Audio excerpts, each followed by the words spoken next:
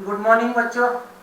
तो आज हम बात करेंगे फ्लिप फ्लॉप में, और फ्लिप फ्लॉप में बात करेंगे हम जेके फ्लिप फ्लॉप की। तो पिछले लेक्चर पे हम लोगों ने क्या एसआर फ्लिप फ्लॉप के बारे में पढ़ रहे थे। तो एसआर फ्लिप फ्लॉप में कुछ कमी थी, उस कमी को दूर करते हुए आगे एक नया फ्लिप फ्लॉप बनाया गया जिसको नाम दिया गया जेके फ्लिप फ्लॉप।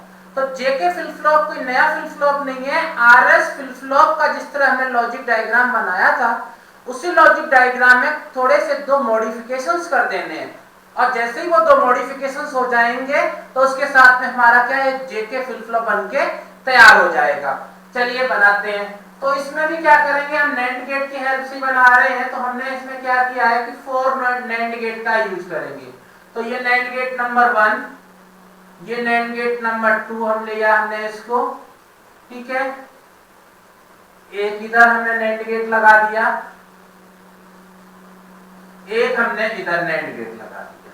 तो हमारे पास जैसे हमने आरएस फ्लिप फ्लॉप में लिया था उसी तरह हमने इसमें भी 4 नैंड गेट ले लिए। अब आगे हमने क्या किया, इसको इधर कनेक्टेड कर दिया। मतलब ये कि नैंड गेट जो फर्स्ट का आउटपुट था वो इसका इनपुट बन गया, और इसका आउटपुट था वो इसका इनपुट हो गया। यहाँ पे एक हम लैच कंडीशन भी लगाएंगे इस तरह से। चलिए यहाँ पे क्या करेंगे, क्लॉक होगी, जैसा उसमें क्लॉक थी आरएस फ्लिप फ्लॉप में, वैसे ही हमने यहाँ पे भी क्लॉक लगा दी।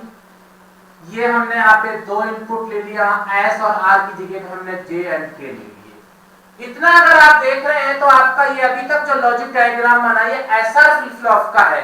अंदर नोट कर दें सारे आपके नैंड गेट हैं।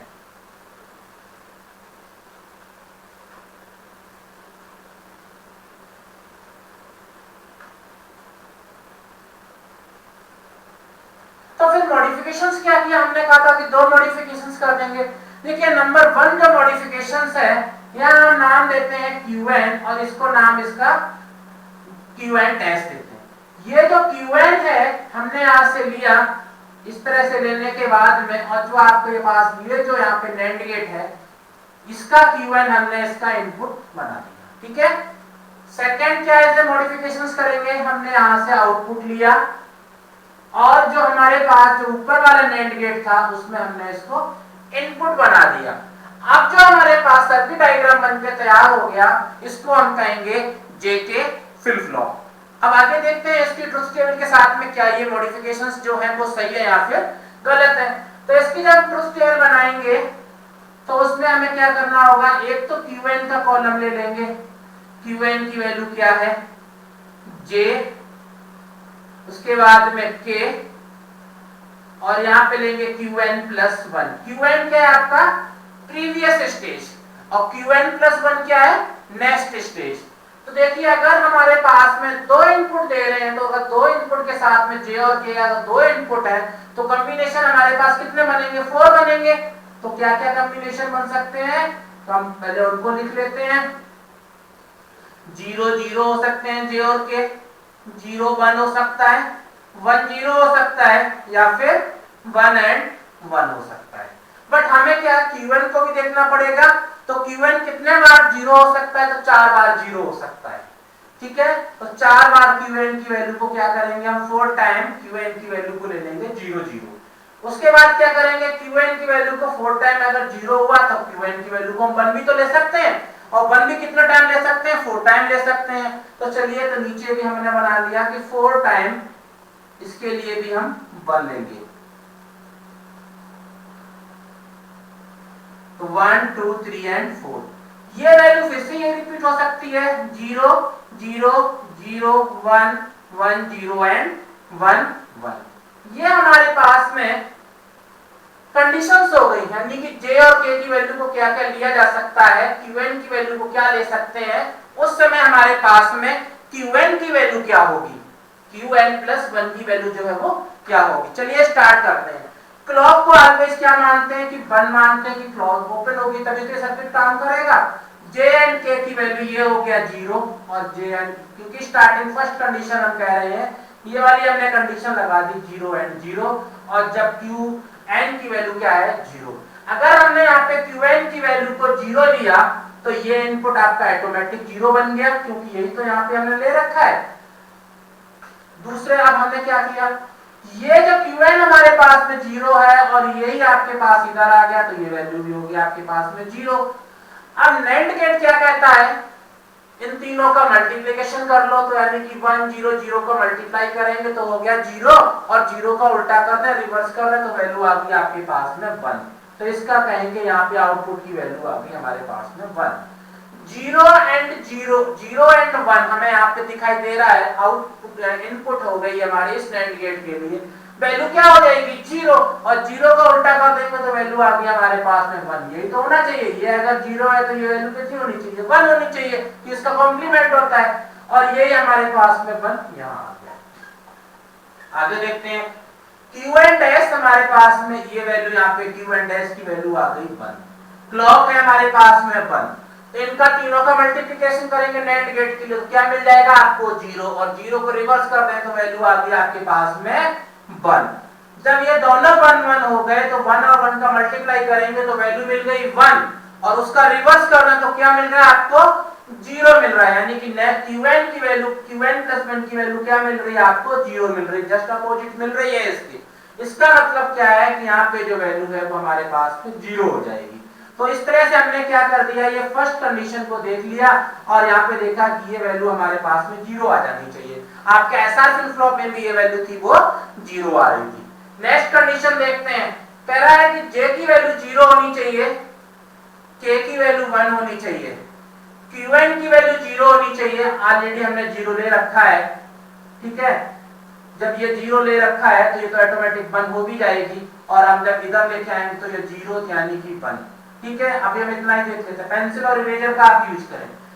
अब ये तीनों हमारे पास में एक 0 हो गया, और एक 0 का मतलब क्या हो गया, ये हमारे पास अगर तीनों को मल्टीप्लाई करते हैं तो हमारे पास क्या बन जाएगा 0, तो ये फिर से वैल्यू हमको दे देगा 1, और जब ये 1 दे देगा भाई 0 और इंटू 1 तो क्या हो गया 0 और उसका हो गया 1, तो यही हमारे पास में यहाँ पे चला गया। यहाँ पे भी कोई प्रॉब्लम नहीं आएगी, ये तो वैसे चीज रहेगा। तो 1 एंड 1 मल्टीप्लिकेशन करते हैं तो क्या मिलता है उसका हमें 0, और 0 को रिवर्स करना तो मिल रहा है नेक्स्ट स्टेज 0, तो नेक्स्ट स्टेज की वैल्यू भी हमारे पास में यहाँ पे आ जाएगी 0। चलिए आगे देख लेते हैं, एक बार आप फिर से हटा दें, अपना इरेजर का यूज करें, इरेजर पेंसिल का यूज करें तो ज्यादा अच्छा रहेगा आप लोगों के लिए। सारे हटा देते हैं, इनपुट की वैल्यू क्या हो, सिर्फ क्लॉक रहने दीजिए। क्लॉक ऑलवेज कैसी रहेगी, बनी रहती है, क्लॉक ऑलवेज वन रहती है। थर्ड कंडीशन में देखें कि हमारे पास में Qn की वैल्यू है 0, तो हमने Qn की वैल्यू को यहाँ पे 0 दे दिया। Qn की वैल्यू अगर 0 हो गई तो यहाँ पे हमारे पास में 0 आ गया। चलिए यही Qn आपके पास में इधर आ गया, इसका मतलब ये भी वैल्यू होगी 0। थर्ड क्या कह रहे हैं कि J की कंडीशन, J की वैल्यू होनी चाहिए 1 और K की वैल्यू होनी चाहिए 0, यही तो कह रहा है थर्ड, ठीक है। 1 एंड 0, 1 एंड 0, तो हम देखते हैं यहाँ से स्टार्ट करते हैं, तो ये क्या हो जाएगा, तीनों का मल्टीप्लाई कर देंगे तो मिल रहा है 0, तो यहाँ वैल्यू मिल गई आपको फिर से 1। 1 एंड 0 का मल्टीप्लाई कर देंगे तो क्या हो गया 0, और 0 का अगर हम आगे देखें तो हमें क्या बन जाएगा, रिवर्स करेंगे ना, तो यहाँ वैल्यू मिल गई 1। कॉम्प्लीमेंट मिल रहा है हमें, इसका कोई प्रॉब्लम नहीं है, ठीक है। 0 हुआ तो यहाँ मिल गया 1, तो यहाँ आपके पास में आ गया 1।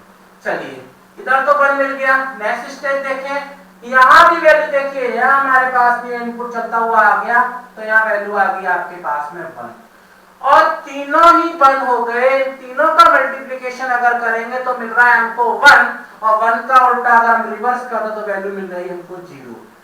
0 एंड 1 यानी क्या मिलेगा 0, 0 को उल्टा कर देंगे तो यहाँ मिल जाएगी नेक्स्ट स्टेज की वैल्यू मिल रही 1, तो इसका मतलब है ये जो स्टेज है हमारे पास में यहाँ पे वैल्यू आ जाएगी 1। चलिए नेक्स्ट आगे देख लेते हैं, ये 1 मिल गया। अब हम क्या करते हैं, Qn की वैल्यू को तो 0 ही रख देते हैं। अब की बार क्या कह रहा है हमारे पास में J एंड K की वैल्यू 1 ले लो। J एंड K, देखिए J की वैल्यू भी 1, K की वैल्यू भी 1, दोनों की 1।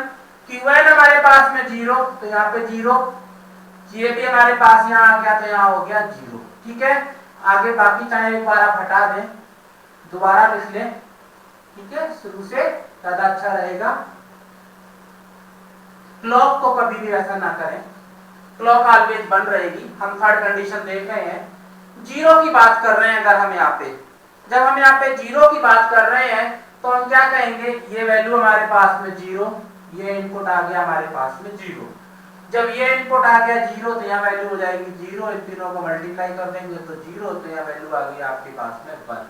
1 एंड 0 का मल्टीप्लाई कर देंगे तो क्या बनता है आपके पास में 0 बनता है, और 0 को रिवर्स कर देंगे तो यहाँ वैल्यू आ गई आपके पास में 1, और यही 1 आपके पास में इधर आ गया। ये वाला 1 जो है देखिए यहाँ पे भी आ गया, तीनों वैल्यू हो गई 1, तीनों 1 का मतलब हो गया यहाँ हमारे पास आंसर मिल गया 0। भाई 1 हो जाएगा, 1 का रिवर्स कर देंगे तो हो जाएगा 0। 0 और 1, 0 एंड 1, तो क्या बनेगा 0, 0 को रिवर्स कर देंगे तो नेक्स्ट स्टेज हमारी क्या हो जाएगी 1 हो जाएगी। तो देखिए अगर हमने क्यूएन की वैल्यू जब 0 रख के देखा तो हमारे पास में 2 बार वैल्यू 0 0 आ रही है और एक बार वैल्यू हमारे पास में जो वो 1 आ रही है। चलिए नेक्स्ट आगे चलते हैं। क्यूएन की वैल्यू को अब की बार क्या करेंगे, हम 1 लेंगे। क्यूएन की वैल्यू को क्या ले रहे हैं, 1 ले रहे हैं। ये सारे हटा दें आप एक बार, ठीक है। क्यूएन की वैल्यू को 1 लिया, यहाँ तो 1 ही आ जाएगा, क्लॉक आपकी बनी रहेगी, क्लॉक तो कभी चेंज नहीं होगी। जे एंड के की वैल्यू जो है वो आपकी चेंज हो जाएगी, यहाँ से भी 1 हटा देंगे। जे की वैल्यू 0, के की वैल्यू 0, क्यूएन आपके पास इधर आ गया, क्यूएन की वैल्यू हो गई 1, ठीक है। तीनों का मल्टीप्लाई कर देंगे तो मिल गया 0, और 0 को रिवर्स कर दें तो वैल्यू मिल गई आपके पास में 1, ठीक है। यहाँ से वैल्यू भी आ रही है आपके पास में 1 एंड 1। जब 1 एंड 1 दोनों मिल रहे हैं तो क्या कहेंगे, 1 और 1 कितना होता है 1, और उसको अपोजिट कर देंगे तो वैल्यू हो गई 0, तो यहाँ वैल्यू भी आ गई आपके पास में 0, ठीक है भाई। ये 1 है तो ये वैल्यू हमारे पास में आ गई 0, और जब ये 1 हो गया, यहाँ पे 0 हो गया, और यही हमारे पास आगे जाके इनपुट बनेगा, तो इन तीनों की वैल्यू क्या हो जाएगी 0, और 0 का अगर हम रिवर्स कर देंगे तो यहाँ वैल्यू मिल गई आपके पास में 1 एंड 1 क्या कहता है कि 0, और 0 के नेक्स्ट स्टेज क्या आ जाएगी हमारे पास में 1। देखिए हमारे पास में यहाँ वैल्यू आ गई हमारे पास में 1, ठीक है। नेक्स्ट हम चलते हैं आगे। ये हमने 0 0 की कंडीशंस पे ले लिया। अब जे की वैल्यू कह रहे हैं 0 और के की वैल्यू कह रहे हैं हम 1। जे की वैल्यू 0 एंड के की वैल्यू कह रहे हैं हम 1। क्यूएन की वैल्यू 1, क्यूएन की वैल्यू 1, तो यहाँ तो 1 ही आएगा, और ये हमारे पास फिर 1 आ गया, तीनों 1 हो गए। तीनों 1 का मतलब क्या हो गया, अब हमारे पास में जो आउटपुट मिलेगा आपको वो 0 मिल जाएगा। जब ये 0 मिल जाएगा तो ये क्या हो गया 0, 1 इंटू 1 क्या हुआ 0, 0 को उल्टा कर देंगे तो यहाँ वैल्यू होगी हमारे पास में 1, और यही 1 हमारे पास में नेक्स्ट स्टेज यहाँ पे आ जाएगा। इसको एक बार हटा दें। अब ये वाला जो 1 था ये यहाँ पे वैल्यू आ गई आपके पास में 1, और अब देखिए तीनों को मिला के अगर हम देखें इनका मल्टीप्लाई कर देंगे तो 0, तो नेक्स्ट स्टेज हमें क्या मिल जाएगी 1, और 1 एंड 1 करेंगे तो 1, और नेक्स्ट स्टेज मिल जाएगी आपको 0, ठीक है। तो यहाँ हमें आके एक बार फिर से कहेंगे यहाँ पे वैल्यू क्या होगी हमारे पास में 0 हो गई। नेक्स्ट स्टेज चलते हैं और हम आगे की तरफ बढ़ते हैं। जब जे की वैल्यू कह रहे हैं कि 1, जे की वैल्यू को कर दो 1, और के की वैल्यू को कर लेते हैं हम 0। क्यूएन की वैल्यू एज इट इज रहेगी, 1 ही रहेगी। जब क्यूएन 1 है तो ये भी आपके पास 1 आ गया, यहाँ भी 1 आ जाएगा।